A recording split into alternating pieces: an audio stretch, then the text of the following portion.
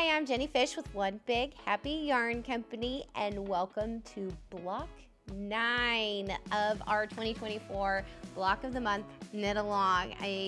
We're ready to finish this up. We're going to go ahead and finish block 9, and the next month we'll seam it up and put the borders on it, and we'll be all done.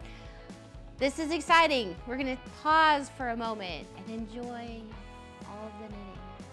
Keep in mind, each block you'll be making 6 of each block. We'll be putting them together in the end in a 9 patch, but I want to take a moment to look at this beautiful setup. We have block 1 where we did the stripes, block 2 where we alternated our stitches, block 3 where we did intarsia blocks, we did duplicate stitch, 2-color brioche, 2-color Lothian braid, we did a mitered square striped, we did 2-color cables. Now we are ready for this block right here. This is our final block. We're going to be using a lot of the techniques that we learned here to go ahead and work on this block. We're still using the size 10 knitting needle. We're still using our bobbins. Just a few different things with this block compared to the last block that we did. Our cables are actually intertwining themselves. So you see here where this side is all blue, and then we have this side that's all green, and we've got the green going through the blue and making that cross. This is a 4/4 right cross versus the 3/3 that we used before, so there's a few more stitches involved in this. We are still casting on 20 stitches, but we're going to be casting on a little different, because if you notice here, we're changing colors in our cast on, so I'll be showing you how to do that. And we're also changing colors when we bind off, and I'll show you how to do that. So just a few more extra techniques that we'll be learning with this block and incorporating some of the things we've already learned. So I'm so excited about this. Okay, we're ready to cast on. I've got my bobbins pre-wound. In the pattern, it'll tell you how many yards you need per bobbin and how many bobbins, but here we go. I'm going to start off with purple. And we are going to cast on 6 stitches. And I'm just doing my long tail cast on like normal. And I need a longer tail than that. Sometimes I outthink myself. All right, 6 stitches. Okay, so we're going to cast on using the long tail cast on, 6 stitches. 1, 2, 3, 4, 5, and 6. Then I'm going to my next color.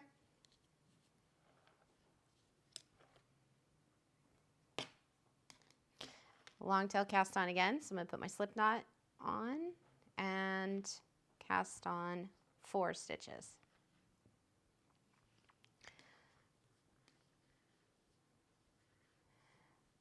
Then I'm going back to the first color, the purple.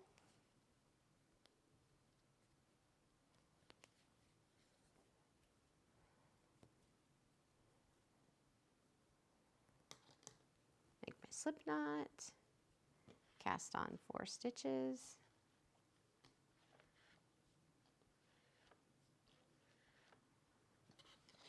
And one more. I know this seems a little odd, but I really liked the way that each column had its own color from the start, so I decided to do it this way.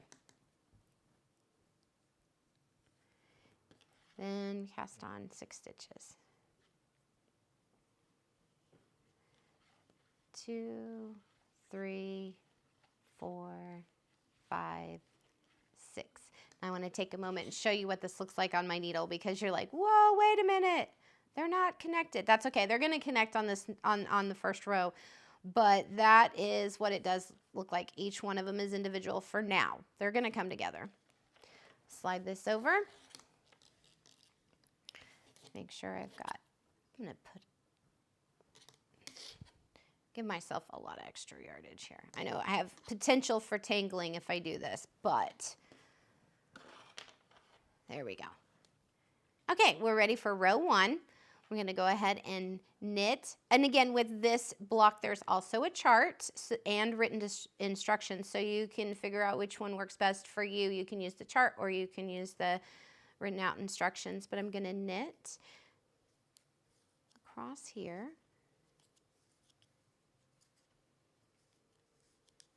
And it does feel a little different than what you're used to, because when I come to this last stitch right here, there's nothing attached, but that's okay. When I go to knit the purple, I'm going to wrap like we did before. So I'm bringing the purple under the old color, the one I just finished is going over here for a minute, and I'm bringing up the purple from underneath, and I'll start knitting with that. By wrapping those two, it will attach those. And now they are together.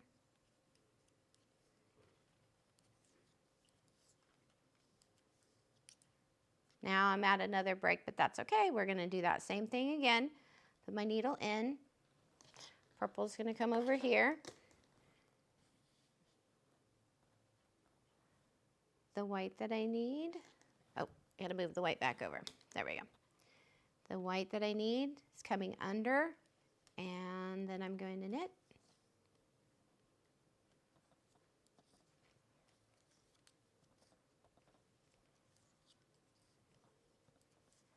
And we'll do that one more time here. Bring this purple back over here. Bring this white over here. And the second purple comes out from underneath. Then you know that's the right one, because when I tug on it, that stitch right there that's on the needle tightens up a little bit. Make sure they're wrapped around and then knit.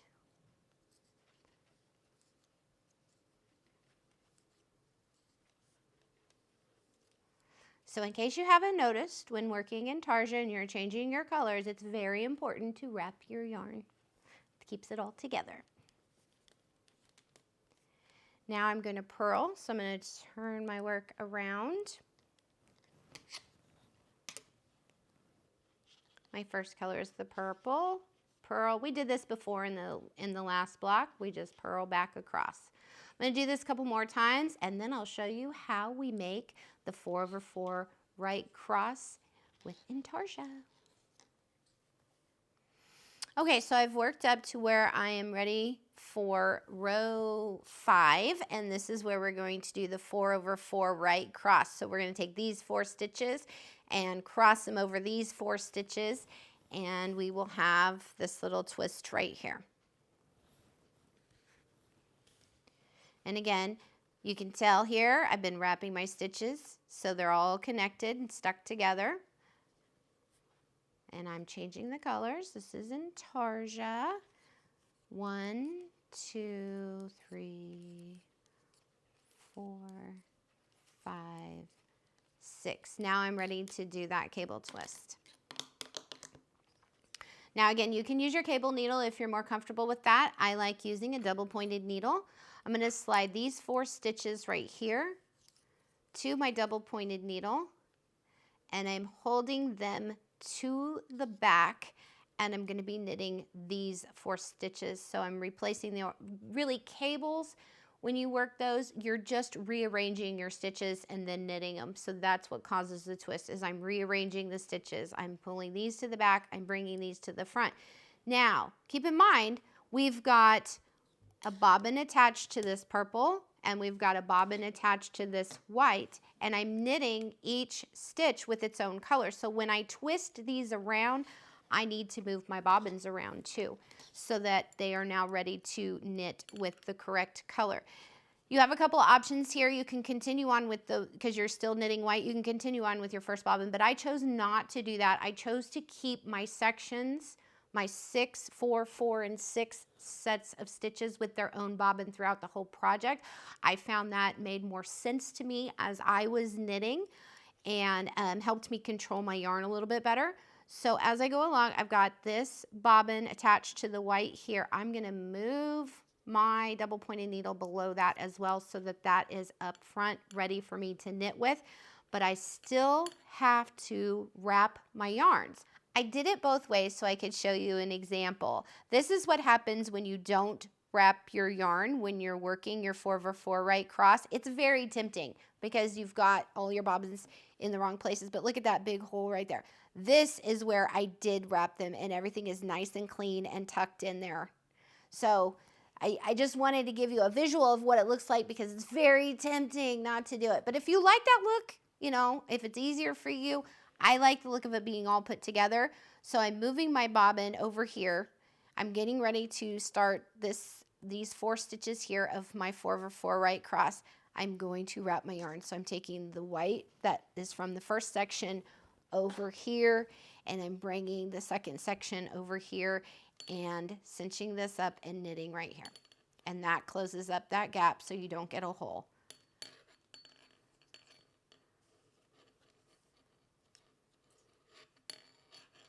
And then I'm seeing that I can tug this just a little bit because I'm going to take that out.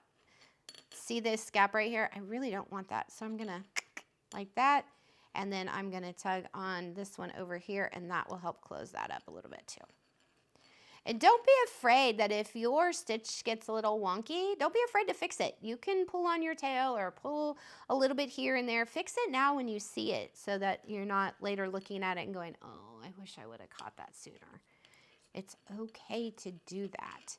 You want, you know, when you look down at your work, you want your stitches to be consistent in size, and that's one of the ways that you can do that, because sometimes you pick it up or you put it down, it gets moved around, and those stitches will change a little bit on your needle. Now I'm going back. I'm going to go ahead and just slide these 4 stitches that were on my double pointed needle back to my left needle to work them. You can work them directly from the double pointed needle, but at this point I just I've got all these bobbins, I've got everything going on. I kind of want to keep it a little bit more simple. So I'm looking at that. I need to go to the purple that's attached to that first set of 4s. I'm going to start up here, follow my way down so I know I've got the right bobbin. This is the one I just finished knitting with. That's going to go over that one. This one's going to come over here, and then I'm going to knit those the next 4 stitches of purple. And then I'm to the 6 stitches of purple that's attached to my other bobbin. And like I said before, I went ahead and kept each section with its bobbin through the whole project. So now I'm going to wrap the purple over the purple. It seems a little kind of backwards because you're using the same color, but I just did that because later on we're going to switch them back into the other position, and you'll want that bobbin and consistency. So let's get everything where it needs to be. You're over here now. I've got the yarn coming from the stitch I just made, the yarn coming from the stitch I'm going to make. Just flip them over, wrap it around, and start knitting. So that's how I work the 4/4 right cross intarsia cable for this row. Then when I go back and I purl back, I'm going to purl like I was before, but I am going to remember 6, 4, 4, 6, and switch those bobbins around and wrap the yarns so that you don't get any holes. And then when you're done, you're going to have a block like this. But I do want to show you how I bound off. So I'm going to go ahead and purl back, and then I'll show you real quick how I bound off in color pattern. That'll give you an idea of how we got it to look like that on both sides. Okay, so I've gone ahead and worked a little bit more here, and I want to show you how to bind off in color pattern. It's not something you see very often, and we haven't done it yet in this block of the month. So I want to give you an example of what that looks like. It's pretty simple. It's pretty self-explanatory, but sometimes it just helps to see what we're talking about here. I'm going to go ahead and bind off, starting out with the first color. So I knit 2 stitches, I lift that stitch up and over, knit, lift that stitch up and over. I'm going to continue this till I get to the next color.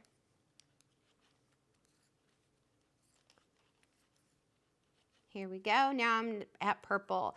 So as I put my needle in, I'm going to grab the purple from underneath, wrap the yarn, the white over the top, same as always, and bind off. So I knit that 1 stitch with the purple, bind off.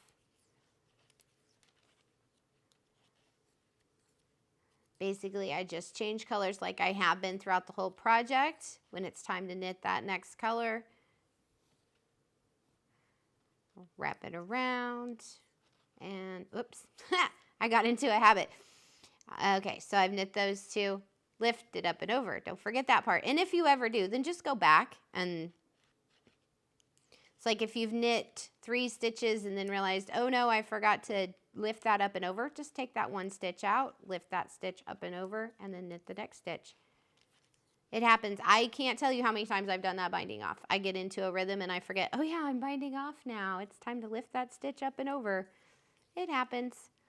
Then I'm old over new, grabbing the new color from behind, swapping those colors just like that, and binding off. So that is binding off in color pattern. And sometimes you'll see bind off in pattern and you just use whatever stitch you're using and bind off with it. That might be a little too much for right now. Sorry. Skip that. Okay, so I've gone all the way to the end. I've got 1 stitch here. I'm going to go ahead and cut my yarn. Pull it, put it through the loop to secure it. Boom. Now this is just my little sample, but this is what it'll look like when you're done. And again, it is a cable, so you're gonna see a little bit of this puckering going on here. We want that, that's part of the design. And once you block it and then you add your seams, it squares out like on here. Nice and pretty, just like that. So that is the final block of our 2024 block of the month, block number 9, the 2-color intarsia cable. Next month, we are going to finish this off. We are going to seam all of our blocks together and add a border. I cannot wait to see how everyone's blocks are doing. Join us at the Facebook group for our block of the month. Share us your pictures and you also ask any questions if you have them. We are there to help you out and to share and encourage and have a lot of fun. Also, if you still have not started and you want to purchase a kit, go ahead and look at the details below. Click the link. It'll take you where you need to go to purchase a kit that has the pattern and all the yarn you need. Thank you so much. Meet me back here and we'll finish this off next month. Happy knitting!